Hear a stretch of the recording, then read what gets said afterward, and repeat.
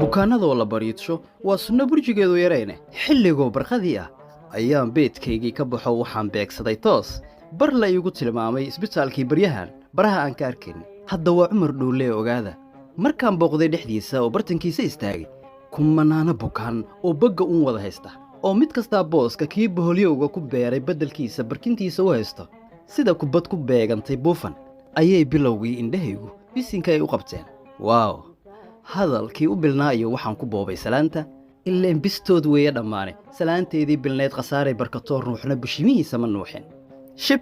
bukaan busto weyn huwanoo barteeda gartay baa boqor qalam jalam gadaalyagaga baaqay magacaygii bilnaaye macruuf inta aad boodka ku tuurtay baryahees aan ku lugeeyey saadii ugu baxee intaan baashaalo iraan dhankiisiina u beeray waan bariidshay horaan su'aalna waan ku bilaabay bal warkaaga isii iyaa ku keenay bartaan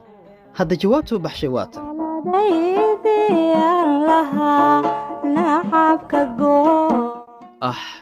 waa gocosho aad u xanuun leh ma adigoo aan gubaynin misna aanan gariifin ayay gelgelaysa naftaada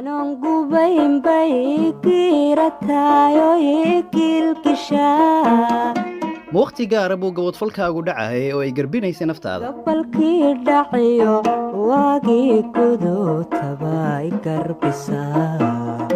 giyaankaa ma yaree maad ka guurti tan ku gelaysa sidaa mise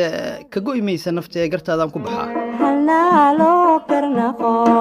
aniga galaya gartaada ee gooni maxaad u rabtaa oon gaarsiiyaa gabadhaad gaclowtay walaal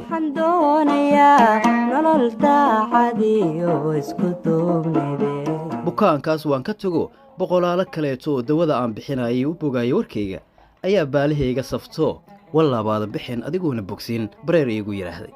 balo anigoon bogsiinin naftiinna si aad u gashaan beledkiinna bilaahi waanan baxaynay bartiinnii bal ku laabta barkimihiinnana haysta adinkoo igu booqin ayaan ka sheegay bartaas anigoo dhakhtar baddu soo tuftiyo iska dhigaya balaayo mid buuran baa isalaamay daktar qalam jalam haye bukaan jacaylo u buuran sidaada maxaa keenay bartaan ayaan u weydiiyey bareer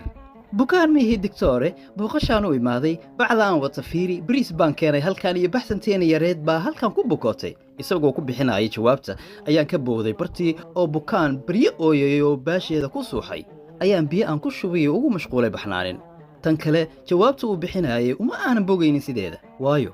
ruux la bukooday jacayl badar uu cuna dhaafe biyahan ka degaynin malaha qoftaasi wax kala hayay